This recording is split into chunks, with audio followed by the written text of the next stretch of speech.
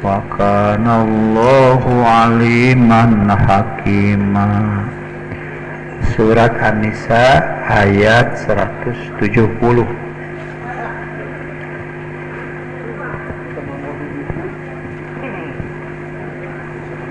Ya ayyuhan nas, wahai manusia. Begini ya, pakai dasar dulu. Banyak di Quran,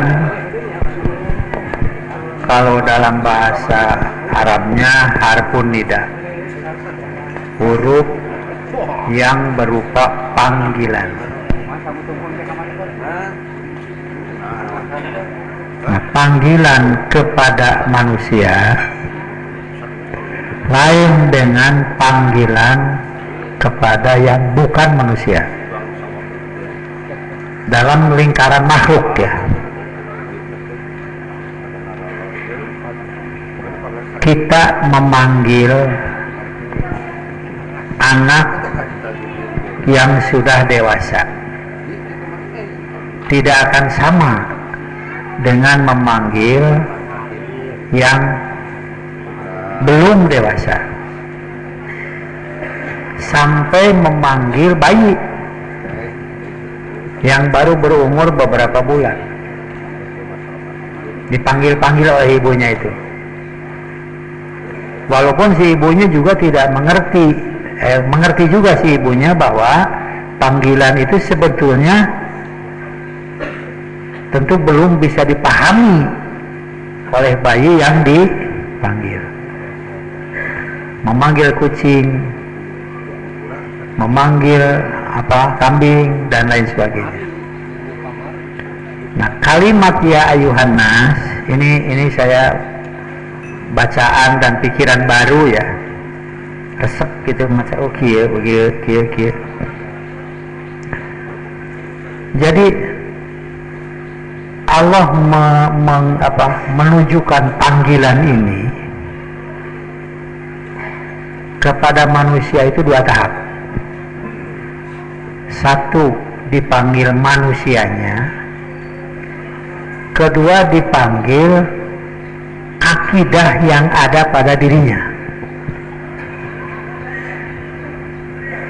Wahai manusia, wahai orang-orang yang beriman, itu kan masih itu juga. Sudah dua tahap. Biasanya kalau panggilan itu umum kepada manusia, itu pembinaan akidah, membuka pikiran, membuka perasaan. Ini kan membuka pikiran ayat ini. Di ujung ada fa inna lillahi ma fis samawati wal ardh. Nah, itu panggilan kepada manusia, membuka pikiran, membuka perasaan. Artinya yang dipanggil itu ada kedewasaan untuk memahami panggilan itu. Begini, ada tukang beca lewat, lalu dipanggil, beca, jalan terus. Itu kan jangan dulu disalahkan. Mungkin dia itu tuli, mungkin dia tidak sedang memperhatikan apa yang ada di luar dirinya, sedang fokus kepada sesuatu masalah, sampai si telinga itu tidak jalan. Atau dia tidak mau untuk menanggapi panggilan itu.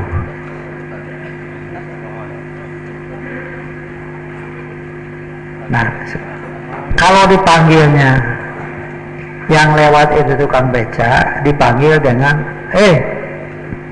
tukang kerupuk.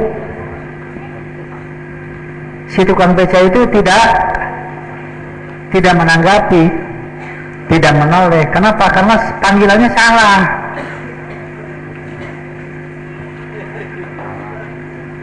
Dia bukan tukang beca, tukang kerupuk, tapi tukang beca. Kedua, setiap panggilan itu ada kelanjutan. Tidak ada harfun nida yang berupa panggilan tanpa ada kelanjutannya. Panggilan itu dikumandangkan tujuannya untuk apa? Satu, kepada siapa? Kepada apa? Mengapa memanggil? Nah, panggilan itu, ya ayuhan nas, wahai manusia. Ada apa?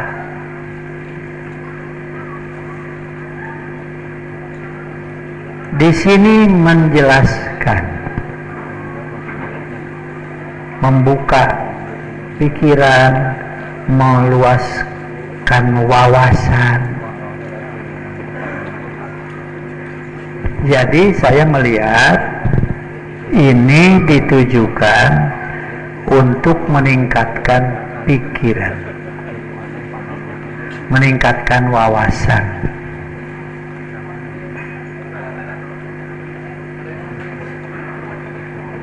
Sebab si panggilan ini dilanjutkan dengan pemberitahuan.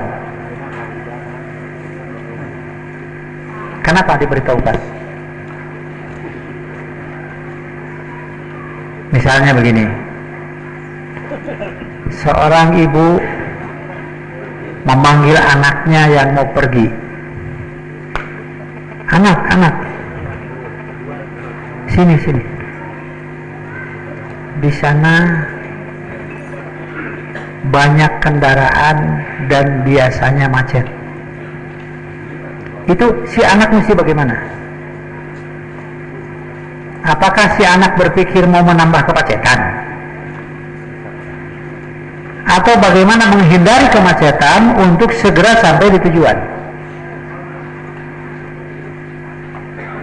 Nah, tentu saja si anak harus paham mengapa ibunya memberi peringatan seperti itu.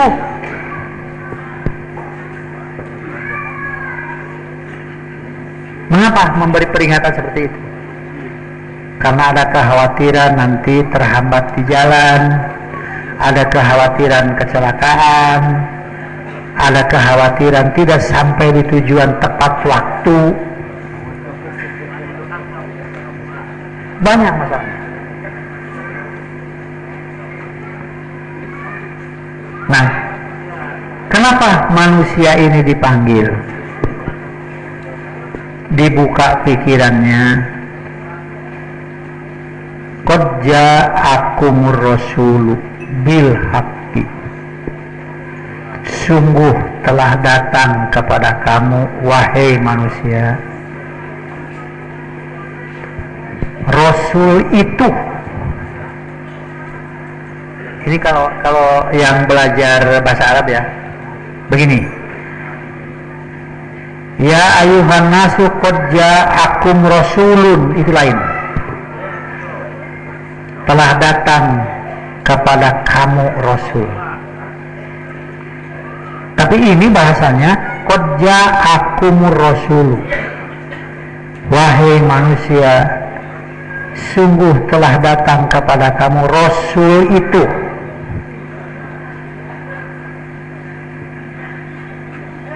Rasul yang mana ini?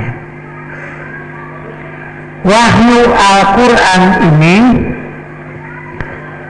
diturunkan Allah kepada Nabi Muhammad SAW sebagai penutup penyudah para nabi, penutup penyudah wahyu. Ini ar-rasul di sini siapa? Kenapa pakai alif lam? Sudah sungguh telah datang kepada kamu Rasul itu. kita bicara dulu ya. Ini agak sedikit melebar ya.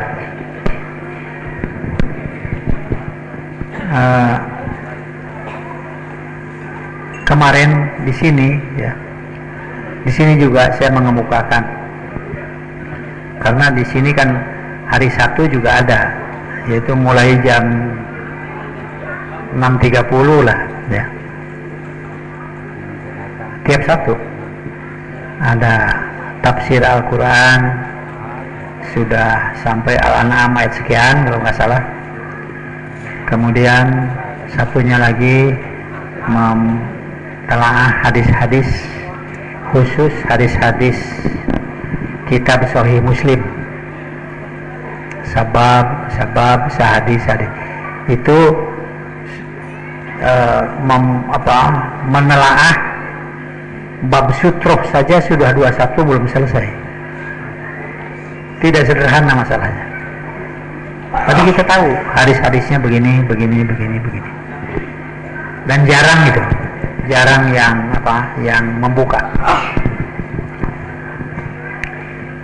Pertanyaan saya, tatkala sampai mutolaah tafsir Quran itu kepada Al-An'am ayat berapa saya lupa, di situ dijelaskan secara berurut, yaitu Nabi Muhammad SAW menyendiri di Gua Hiro. Itu kan sudah sejak kecil saya dengar itu, diajarkan di madrasah itu, yang dalam bahasa Arab namanya kholwat, yaitu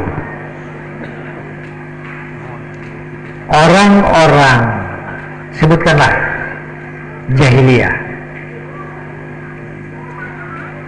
yang didominasi oleh para penyembah berhala,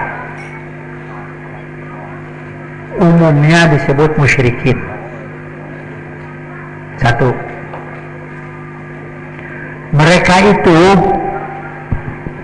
sedang diperjuangkan untuk meninggalkan penyembahan terhadap berhala dengan diajak beriman kepada Taurat oleh Yahudi, diajak beriman kepada Injil oleh Nasrani.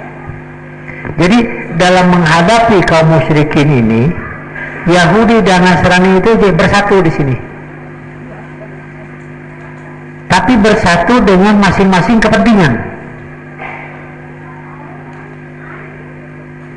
yaitu ingin menguasai orang-orang Arab Mekah, terutama dalam hal pengaruh dan ekonomi karena kesuburan Ka'bahnya. Subur. Ini kan masih ada kaitan dengan mengapa Abraha bersemangat untuk menyerang Makkah, untuk menghancurkan Ka'bah. Itu masalahnya ekonomi juga. Karena itu ahli tarikh diantaranya mengatakan bukan mau menghancurkan Ka'bah, tapi mau menutup kesuburan Mekah dari segi ekonomi kalau Ka'bah itu tidak ada.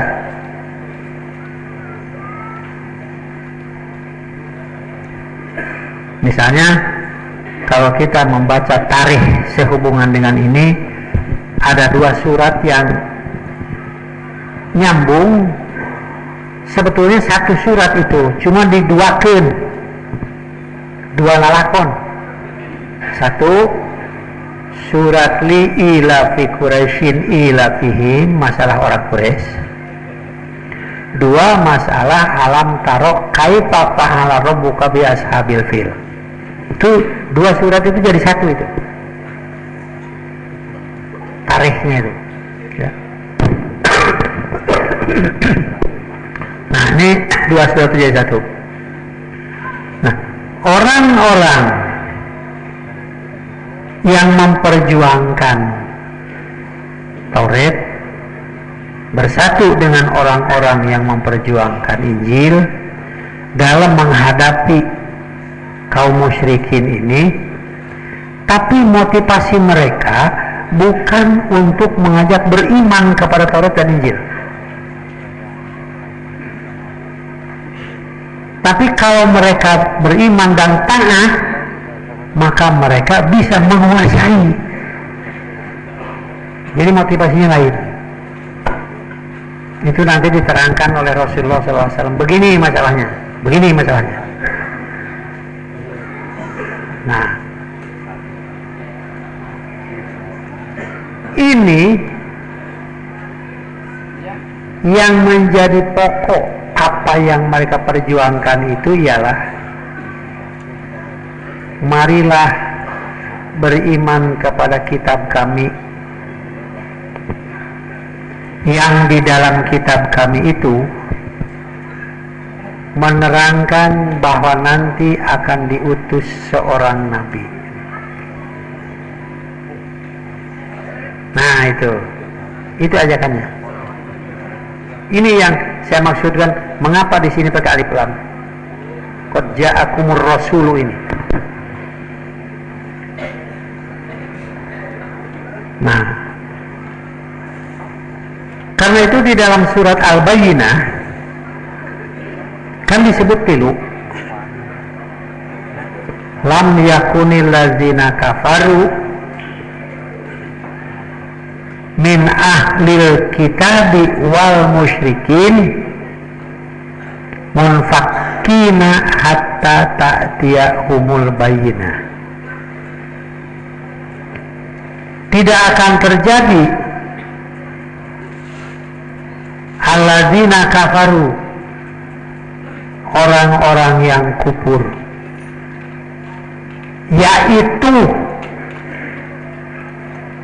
yaitu min ahlil kitabi, ahlul kitab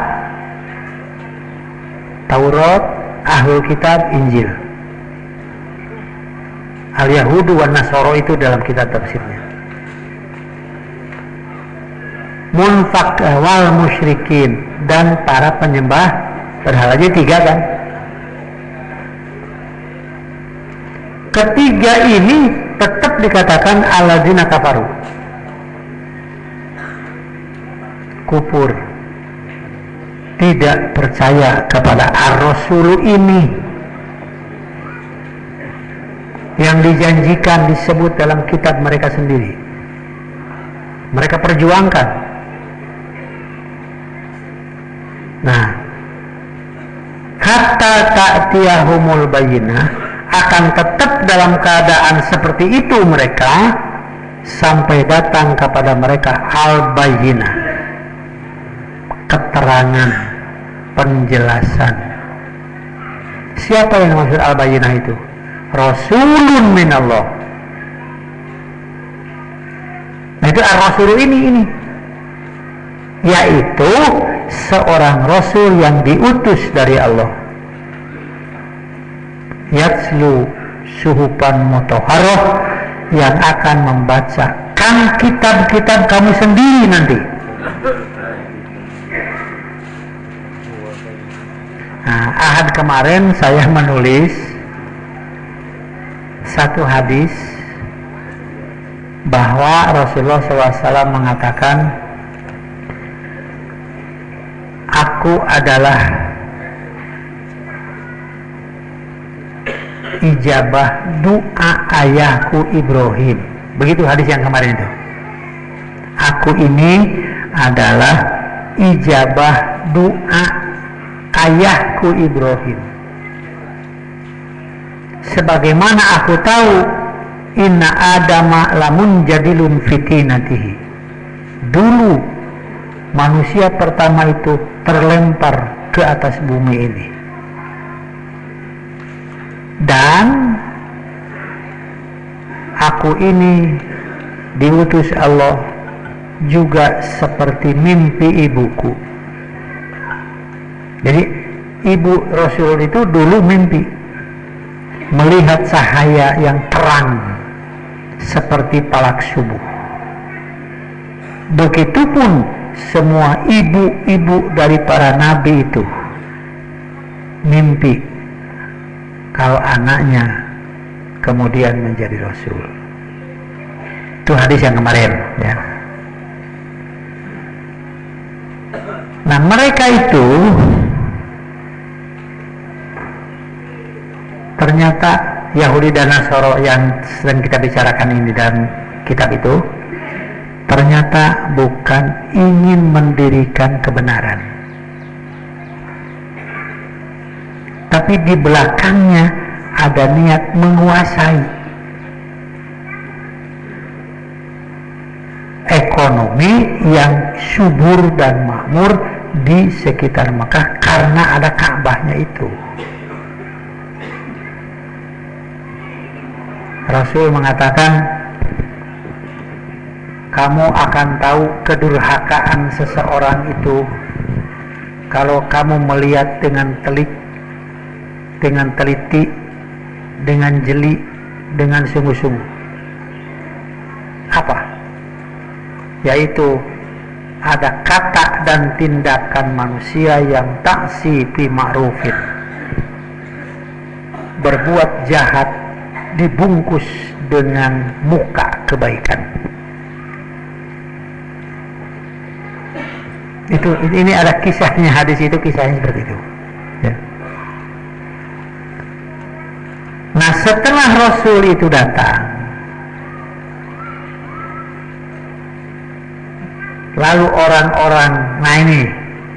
orang-orang para penyembah berhala itu nuntut masuk Islam. Ini periode Mekah. Seolah-olah mereka itu kecolongan. Waduh, gimana ini?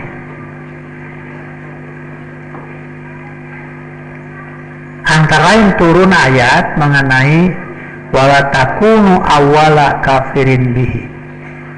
Wahai ahlul kitab, janganlah kamu menjadi manusia pertama kufur kepada Rasul itu.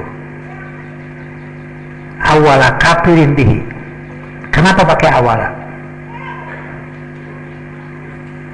Kenapa jangan kamu malah lebih dulu kufur itu? Kenapa pakai lebih dulu? Belakangan juga kufur itu jelek kan? Jadi kata-kata awala yang artinya lebih dulu itu menunjukkan ada makna tersendiri.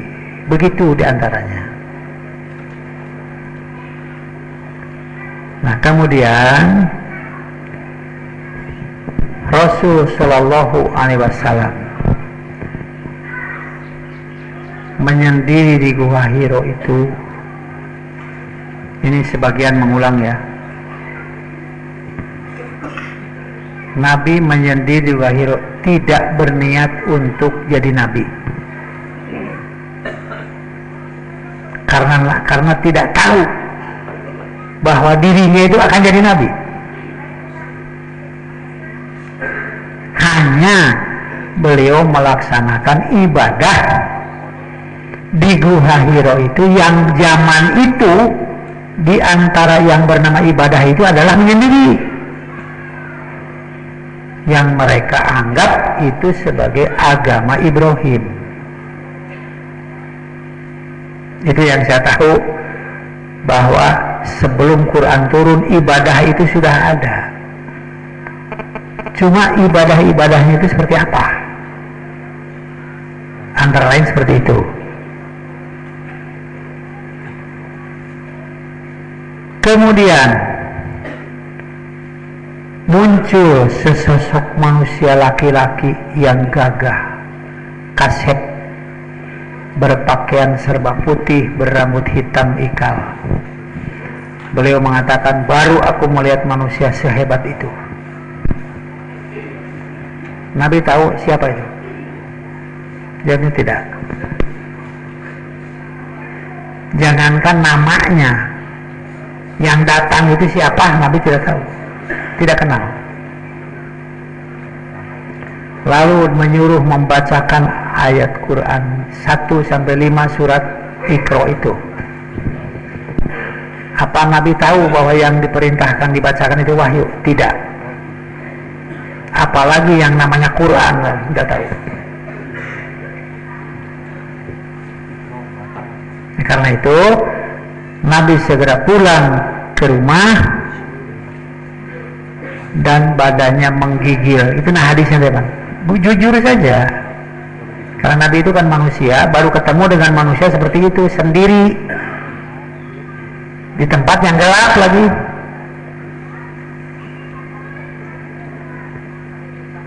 Nah, ini nanti ya. Kalau di sini banyak mahasiswa ini atau sarjana ya. Turunnya wahyu itu bukan siang, tapi malam. Ulangi, turunnya malam. Wahyu yang pertama itu turunnya malam. Di mana? Di Gua Hira. Terang nggak? Nggak bawa obor Nabi itu. Di Gua Hira tidak ada neon. Gelap. Jadi kalau begitu, berdasarkan hadis yang menerangkan Jibril memerintah Muhammad SAW membaca, bacalah. Apakah itu membaca huruf-huruf seperti yang kita baca Quran dengan huruf-huruf seperti itu sekarang?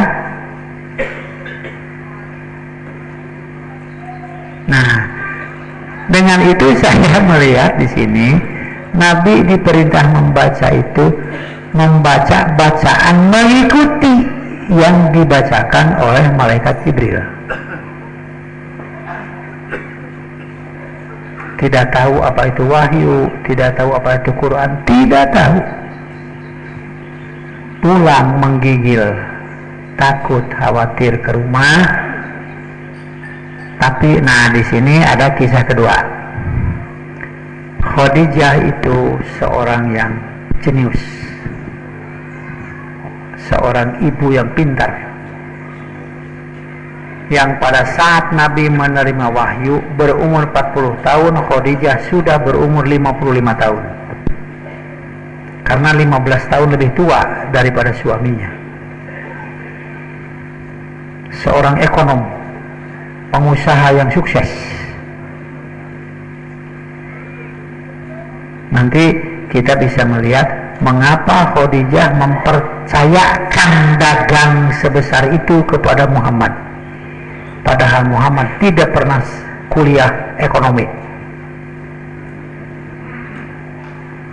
Kan dagangnya ke luar negeri, keluar Mekah. Berarti pertukaran barang, pertukaran uang, keperluan itu banyak. Tidak semudah itu kan. Beda dengan dagang di pasar Tonggeng begitu, beda. Pasar pinggir jalan itu lain itu. Ada ekspor impornya. Nah, begitu pulang ke rumah, Khadijah sudah tahu. Menurut keterangan Taurat dan Injil, dengan sifat-sifat yang Allah akan utus itu persis suaminya. Karena selama 15 tahun Khadijah berumah tangga, mana mungkin tidak hafal diri suami. Cara berbicaranya, cara melepahnya, sampai suara batuknya saja kan hafal. Wah, suaminya pulang malam-malam di luar rumah batuk, wah si Akang datang. Batuknya saja hafal, kesenangannya hafal, ketidaksenangannya juga hafal. Kalau marah kadang-kadang begini, kalau gembira hafal. Maka begitu Nabi menerangkan kejadian di Gua Hira, maka Khadijah sudah yakin ini manusianya yang dijanjikan dalam kitab Taurat dan Injil itu. Ini manusia ini, suamiku. Nah, lalu Khadijah menerangkan begini. Nabi minta diselimuti, khawatir, takut. Soksian muda muri gua hiro teh. Ini, tidak diberi gidikan mun urang ya. Diberi gidik, kumaha mun ka dieu teh. Di ditu aya dikasieun. Baru ketemu. Selimuti, zammiluni. Kenapa minta diselimuti? Karena khawatir, karena takut. Apa Khadijah tidak ada takut mendengar berita itu? Tidak ditambah ketakutan suami itu, malah diberi ketenangan. Sudah begini, mayuzikallahu abada. Allah tidak akan menghinakan Anda sampai kapanpun, karena aku tahu Anda itu ada 5 sifat di diri Nabi yang dikatakan Khadijah kepada suaminya, yang di zaman jahiliyah ini sangat istimewa. Tidak ada.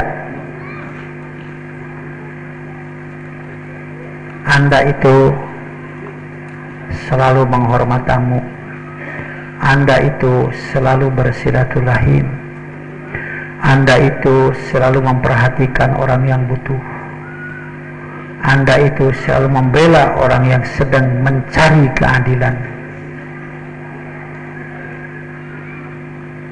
Satu lagi apa itu? 5 itu.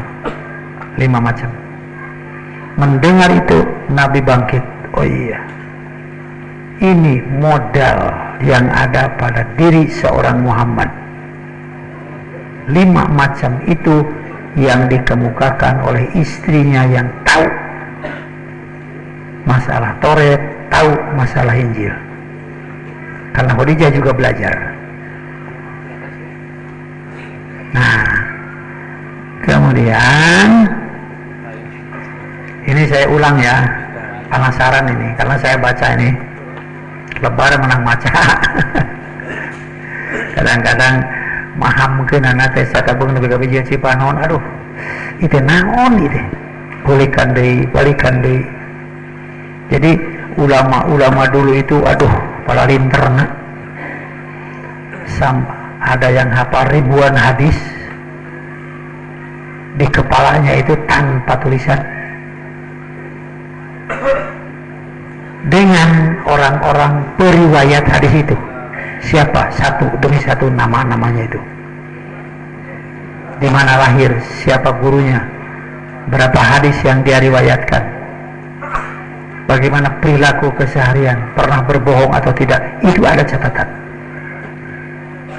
dalam meneliti hadis. Nah, di Mekah itu pada waktu itu ada seorang yang berilmu dan berpengaruh luas, namanya Abdul Muthalib. Ada lagi adiknya bernama Abi Thalib. Itu pengaruhnya luas sekali itu. Ada orang yang jenius setingkat kejeniusan Umar bin Khattab, namanya Abu Jahal.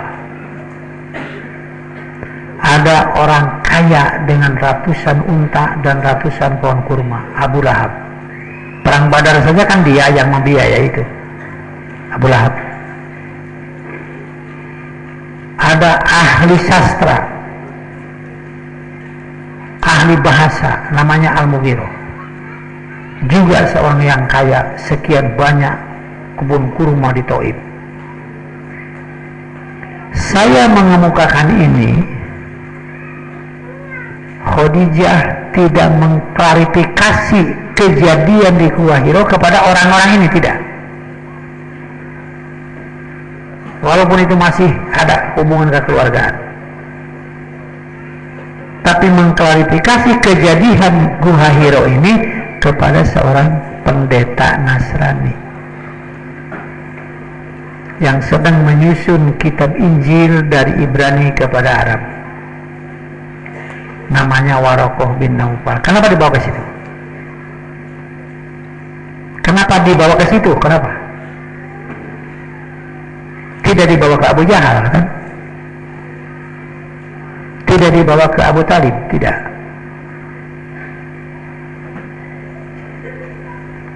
Nah, ternyata ilmu yang ada di Khadijah ini, mengapa dibawa ke Warokoh? Justru Khadijah pun mendapat ilmu itu dari Warokoh tentang kitab-kitab yang sebelum Quran itu. Warokoh menjawab dengan bahasa, bukan bahasa Arab. Ada namus jang, karena ini sudah tua orangnya, orang itu. Yang datang kepadamu itu adalah namus, dengan bahasa itu. Maksudnya malaikat Jibril. Di dalam kitab mereka suka disebut an-namus. Ini juga yang dulu datang kepada nabi-nabi sebelummu.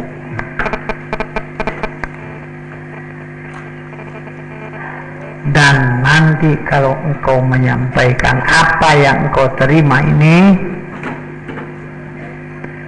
menyampaikan kerasulan dan kenabianmu ini, nanti engkau akan dimusuhi dan diusir oleh kaummu sendiri. Sampai Nabi kaget, mana bisa mereka mengusir aku kalau aku membawa yang benar. Warokoh mengatakan, tidak ada seorang nabi pun sejak dulu tanpa dimusuhi dan diusir oleh kaumnya. Tapi nanti kalau ini terjadi, biar aku yang paling depan pasang badan untuk membela kebenaranmu ini. Tapi tidak lama kemudian meninggal Warokoh itu, setelah matanya juga buram, setelah hilang penglihatannya itu. Nah, ini saya membaca dan memahami kemampuan saya, kenapa di sini ar-rasulu pakai alif lam. Yang di ayat-ayat lain itu biasanya tidak pakai alif lam.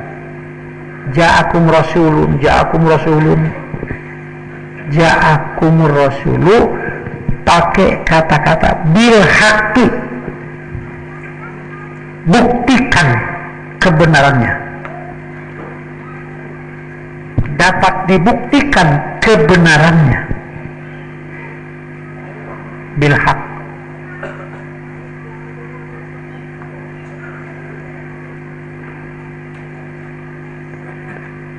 Bil haqi, yang halnya Rasul itu bil haqqi mir rabbikum. Kumna kemana? Kepada manusia itu. Ya ayuhan nas, kan? Qad ja'akum, kepada kamu wahai annas, ar-rasul, rasul itu yang saya terangkan tadi, bil haqqi, dengan al-haq. Artinya kamu manusia diberi kemampuan untuk meneliti, membuktikan kebenaran Muhammad sebagai Rasul. So, buktikan. Fa'aminu khairan, maka berimanlah kamu. Khairul lakum, itulah yang terbaik bagi kamu. Titik, sudah. Ini namanya dalam bahasa ilmu ma'ani ya, misi penasaran. Dalam balaghah itu ada ilmu ma'ani, ilmu untuk dapat memahami kata-kata. Contohnya begini, Ada seorang ayah menyuruh anaknya, buang asbak itu. Si anak itu pergi aja, dibuang asbak itu. Benar enggak? Jawabnya benar, menurut kata-kata. Tapi tidak benar menurut maksud yang memerintah itu.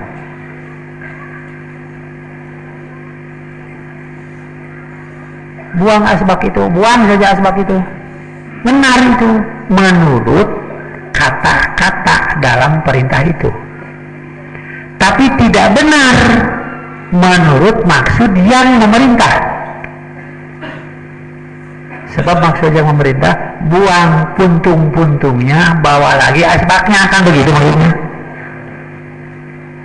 Nah, untuk memahami kata-kata, kalimat-kalimat di dalam Al-Quran, Rasul itu dibekali bahan, dibekali ilmu untuk memahaminya.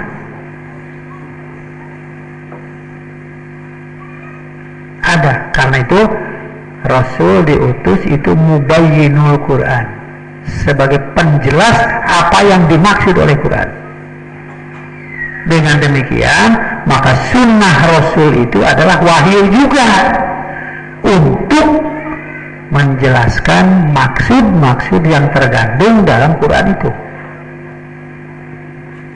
Maka contohnya, bedakan begini.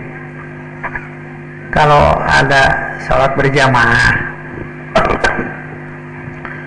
imamnya batuk, makmum jangan ikut batuk kan? Karena itu bukan tidak masuk paket salat kan? Sholat berjamaah, imamnya huai, wah begitu. Makmum tuh huai sampai, wah apa begitu? Dibedakan mana syariatnya, mana jibiliyahnya. Jibiliyah itu artinya tindakan pribadi yang tidak ada kaitan dengan ketentuan syariat.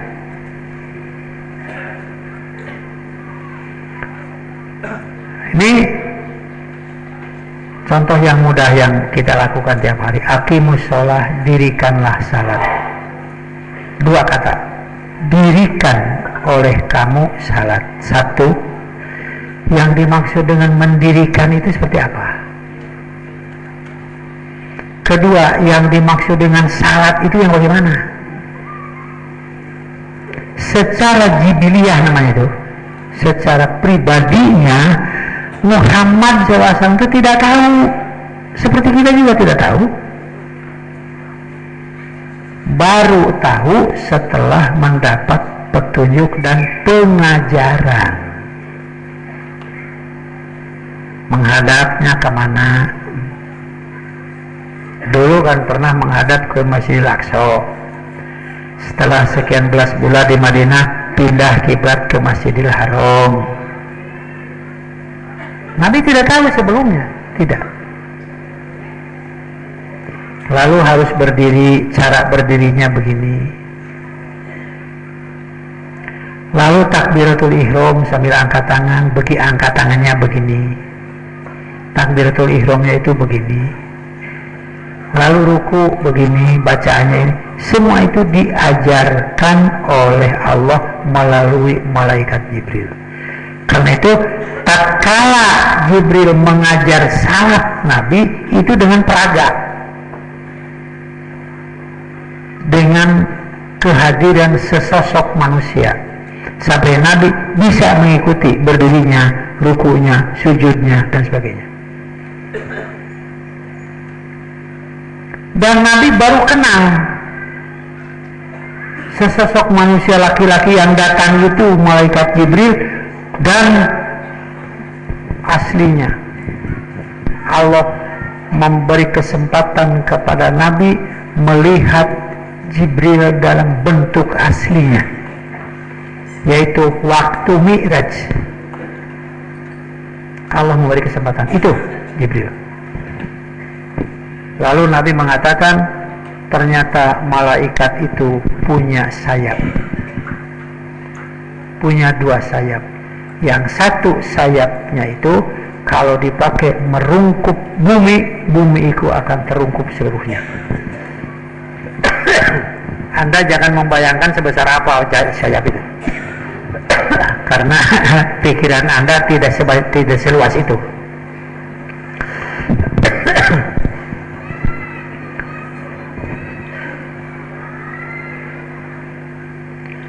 Ini sebaliknya. Batuk. Si yang kebagian batuk. Wa in takburu, jika kamu kufur terhadap ar-rasul itu yang bil haqqi mir rabbikum, fa inna lillahi ma fis samawati wa ma. Nah, ini kata-kata yang filosofis sekali, diplomatis sekali. Kalau kamu kufur, fa inna lillahi ma fis samawati wal ardh, sesungguhnya kepunyaan Allah yang ada di seluruh langit dan bumi. Apa maksudnya? Kekufuran kamu tidak akan berguna untuk menyelamatkan diri kamu daripada azab Allah, karena kamu tidak memiliki kekuatan apa-apa. Wa kana Allahu aliman hakima. Hadisnya ini ada pertanyaannya. Upami salat ngaju sapar, saparantos salat aya wirid aya tekedahlah. Beres salam berdiri deui, kemudian qomat untuk mengkosor. Karena dalam sapar itu tidak ada keterangan bahwa di dalam sapar Nabi tidak kosor. Selama di perjalanan dan selama di tempat yang dituju dengan perjalanan itu. Seperti kita berangkat ke Mekah, selama di Mekah sampai kembali dengan batas kira-kira 10 kilo. Batas minimal 10 kilo untuk melaksanakan sholat safar di qasar dan jamak. Sami henteu ngusap mastaka istri sareng pamaget nalika wudu. Istri teu nganggo kerudung. Cara wudu itu saya tidak dapatkan keterangan bahwa wudu perempuan tidak sama dengan wudu laki-laki. Wudu itu untuk semua, baik laki-laki maupun perempuan. Begitu saja. Sebab begini, setiap perintah itu berlaku bagi semua. Kalau beda, nanti Nabi yang membedakan. Misalnya, kalau imam lupa, mestinya sujud, ini malah berdiri misalnya. Atau mestinya tahiyat, malah berdiri. Maka bagi laki-laki, bacanya subhanallah. Kalau bagi perempuan, jangan subhanallah, takbir. Nah, gitu saja. Kenapa beda? Karena Nabi yang menerangkan bedanya itu ya. Jadi selama tidak ada keterangan yang membedakan, maka perintah ibadah itu berlaku untuk umum, baik laki-laki maupun perempuan. Saya mau bertanya bagaimana hukum MLM, multi level marketing. Ini sudah sebetulnya kedua kali kalau nggak salah. Ringkasnya begini sajalah, karena waktunya ini sempit. Usaha apapun, selama di situ ada spekulatifnya, maka itu tentu tidak halal. Saya pernah ditanya pada sebuah seminar, apa bedanya antara judi dan dagang? Kalau dilihat sama-sama mencari keuntungan, cuma cara yang berlainan. Waktu itu saya menjawab, dagang itu kalkulatif, sedangkan judi itu spekulatif. Spekulatif itu kalau bahasa kita apa ya? Untung-untungan. Kalau seorang dagang lalu rugi, itu tidak dosa. Tapi kalau judi, walaupun untung, dosanya sudah, apalagi kalah. Itu ya. Apakah pelaksanaan Islam secara kata harus di negara yang berdasarkan syariat Islam? Ayo nerangkan lu kita sok bingung gue udah semua. Hari bingung nanti apa yang mau dilakukan kalau kita berbicara negara Islam dan segala macam. Saya berpikir melaksanakan syariat Islam secara kafah itu sudah ada kitabnya Quran, sudah ada sunnahnya Rasulullah Shallallahu Alaihi Wasallam. Pelajari sampai tidak berpikir melambung begitu jauh, mau dibaca kira-kira hadis.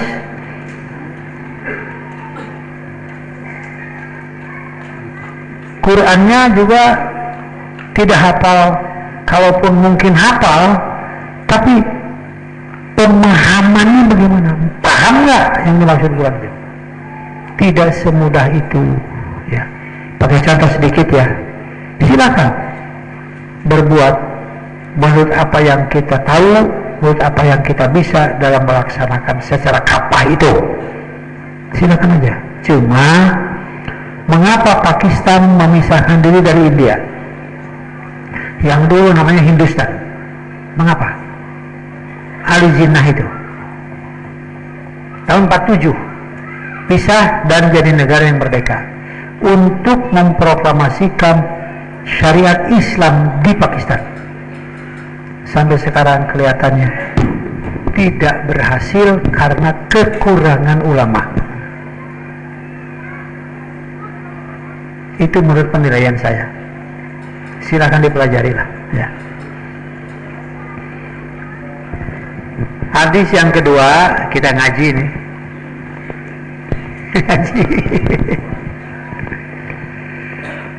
An Ibni Muhairizin qala qultu li Abi Jum'ata, dari Ibnu Muhairiz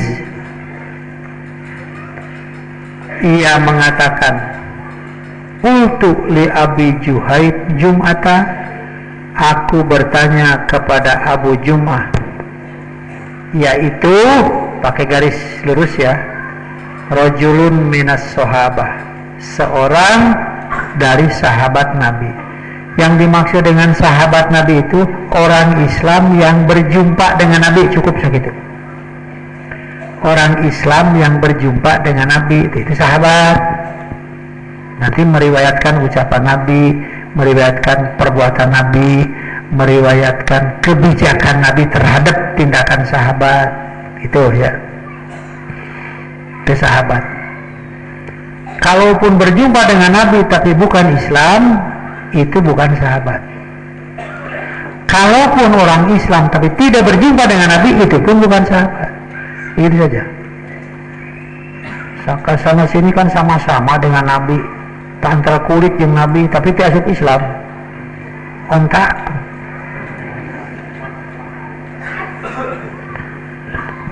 Hadasana hadisan samitahu, hadisan samitahu min Rasulillah sallallahu alaihi wasallam. Qala, ceritakanlah kepada kami sebuah hadis yang engkau dengar dari Rasulullah sallallahu alaihi wasallam. Qala, ia menjawab, na'am, ya. Uhadisuka hadisan jayidan, aku akan sampaikan kepada kalian hadis yang akurat. Hadis yang apa ya, yang bagus, yang unik. Begini, taghaddaina ma'a Rasulillah sallallahu alaihi wasallam, kami berangkat pagi-pagi beserta Rasulullah SAW. Wa ma'ana Abu Ubaidah bin Jarrah, dan bersama kami waktu itu ada seorang sahabat namanya Ubaidah bin Al-Jarrah. Faqala, kata Ubaidah bin Al-Jarrah, ya Rasulullah, ahadun khairun minna aslamna wa jahadna maka. Ya Rasulullah, adakah seseorang yang lebih baik dari kami? Kami Islam bersamamu dan berjihad bersamamu. Ada enggak manusia yang lebih baik dari kami? Qala, Nabi menjawab, na'am, ada. Ada. Qaumun yakununa min ba'dikum, kelompok-kelompok manusia yang hidup setelah kalian, yu'minu nabi, mereka beriman kepadaku, walam yarauni, tapi mereka tidak berjumpa denganku. Ya mudah-mudahan kita ini kayang mah gitu lah, menjadi orang terbaik dibanding dengan sahabat Nabi tentang keimanan ini. Mengapa? Mereka beriman karena melihat Nabi, mendengar langsung, melihat mukjizat-mukjizatnya. Karena itu kuburnya pun lebih hebat dibanding dengan yang kubur sekarang. Mudah-mudahan kita ini yang terbaik di antara mereka tentang keimanan. Kedua dari bawah, ini ada waktu 5 menit lagi. An Abi Hurairah qala, qala Rasulullah SAW, wallazi nafsi biyadihi la yushikanna ayanzila fikum ibnu Maryam. Demi Allah, kata Rasulullah,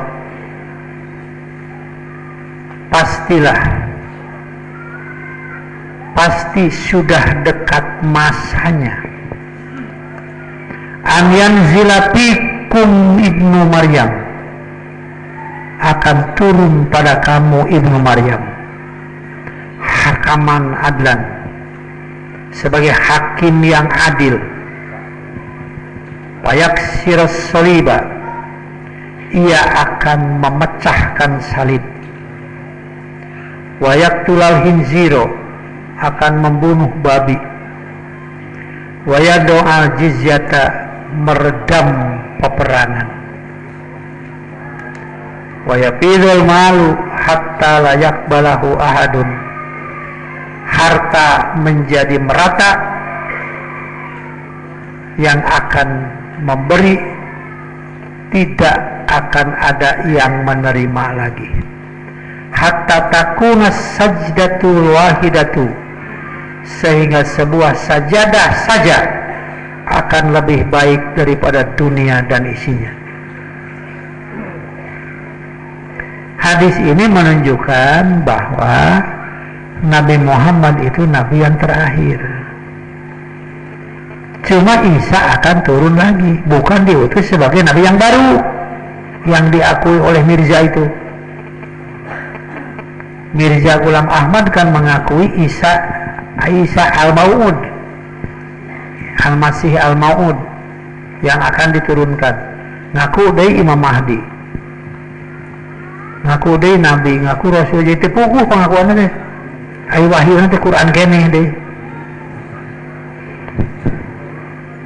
Jadi sudah jelas keputusan Gubernur Jawa Barat mengacu kepada keputusan SKB 3 Menteri bahwa di Jawa Barat sudah tidak lagi diizinkan ada Ahmadiyah kegiatannya dan sebagainya. Sampai Gubernur sudah merencanakan untuk sengaja menjadi imam khatib Jumat di Masjid Ahmadiyah. Saya nggak tahu nanti apa Jumat kemarin sudah dimulai atau belum gitu ya.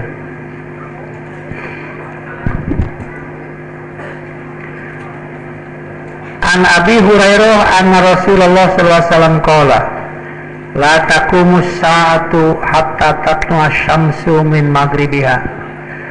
Saya tulis ini ya, kebetulan bareng dengan tsunami di Jepang itu.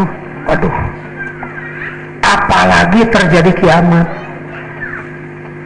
gunung-gunung seluruhnya mengeluarkan apa yang ada dalam perutnya,